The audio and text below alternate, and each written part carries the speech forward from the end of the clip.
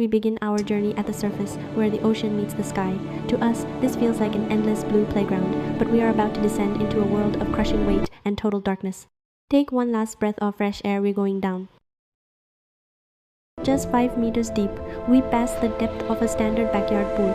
By 10 meters, the weight of the water above you has already doubled the pressure on your body. Look around, the sunlight is still at 100%, fueling the vibrant coral reefs and the playful dolphins dancing through the waves. This is the heart of marine life.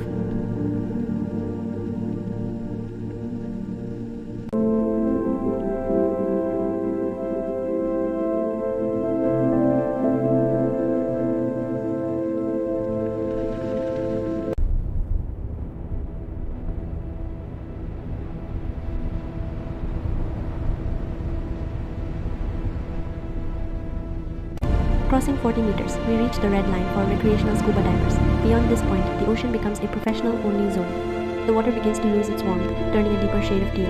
At 60 meters, schools of bluefin tuna zip past like silver bullets, while further down, at 100 meters, the massive whale shark, the largest fish in the sea, filters plankton in the cooling currents.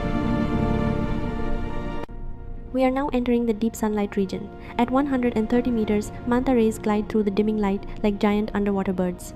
The sun is becoming a distant memory, a faint coin in the sky. Humans rarely venture this deep without specialized gas mixtures.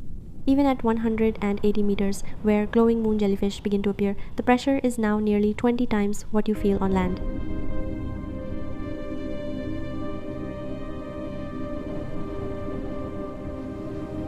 As we approach the 200-meter mark, the plants disappear. There is no longer enough light for photosynthesis. We are leaving the world of the living and entering the Twilight Zone. The true mystery of the abyss is about to begin.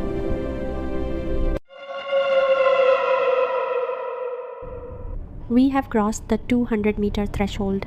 Welcome to the Mesopelagic zone, better known as the Twilight Zone.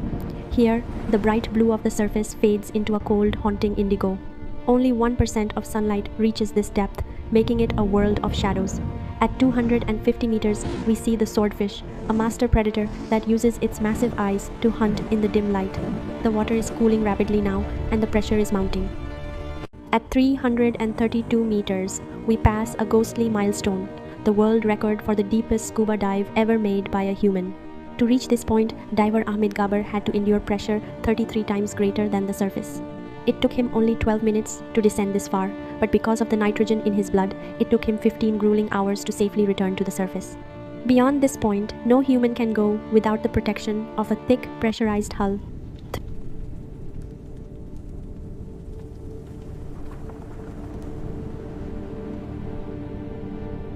Deep, 500 meters. This is the realm of the blue whale. Even the largest animal to ever live on Earth rarely ventures deeper than this, but as we sink further, the residence gets stranger. At 700 meters, look closely into the darkness. That flicker of movement belongs to the giant squid. Growing up to 12 meters long, these elusive monsters were thought to be myths for centuries. Their eyes, the size of dinner plates, are designed to catch the faint bioluminescent flashes of their prey.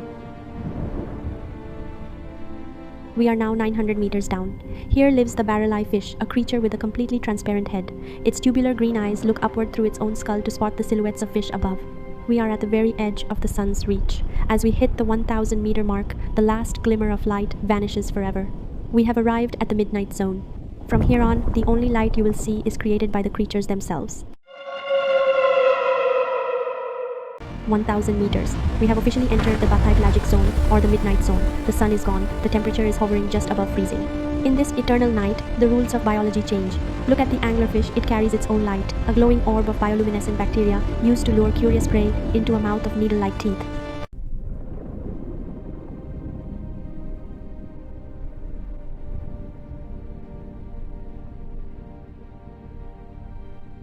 We encounter the gulper eel. Its body is mostly mouth, capable of stretching to swallow creatures much larger than itself. Here, you don't find food, you wait for it to fall to you. Predators of the abyss. As we pass 2,000 meters, the pressure is now 200 times that of the surface. We encounter the vampire squid, draped in a velvet red cloak.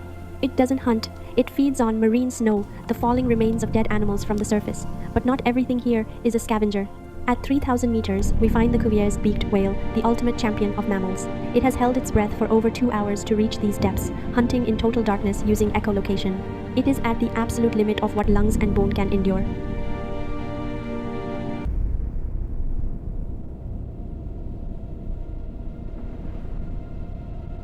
the ghost of the North Atlantic. Now, something massive looms in our spotlights. At 3,800 meters, we reach a graveyard. This is the RMS Titanic. Split in two and resting nearly 4 kilometers down, the unsinkable ship has become a skeleton of rust. The pressure here is a staggering 380 atmospheres. If a human stepped out here, they would be crushed flat in a fraction of a second. We pan across the iconic bow, now covered in rusticles living structures of iron-eating bacteria. It is a silent, frozen monument to human hubris, resting in a place man was never meant to see.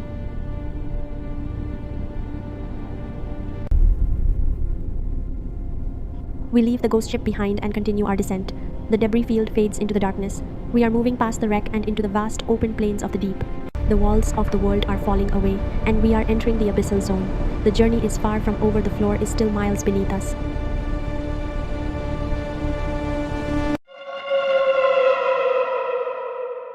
We have dropped below 4,000 meters. We are now in the Abyssal Zone. This is the largest habitat on Earth, a vast, silent desert of grey ooze and ancient mud. The creatures here look like they belong on another planet. Look at a Dombo octopus drifting gracefully with its ear like fence, and the tripod fish which is perfectly still on long, needle-thin stilts, waiting to feel the vibrations of a passing meal. It is a world of extreme patience, where a single meal might have to last a creature months. At 6,000 meters, the flat plains end abruptly. The ground falls away into jagged, black canyons. We are entering the Hadal Zone, named after Hades, the king of the Underworld. This is the realm of the ocean trenches. The pressure is now over 600 times that of the surface, equivalent to having a fleet of jumbo jets resting on your chest.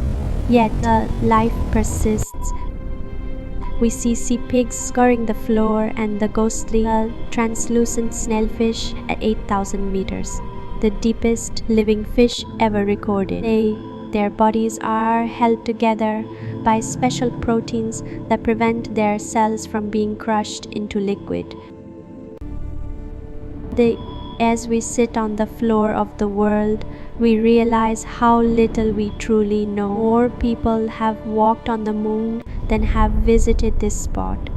We begin our rapid ascent, passing the trenches, the Abyss, the Titanic, and the Twilight, finally breaking back through the waves into the sun. The ocean is not just water.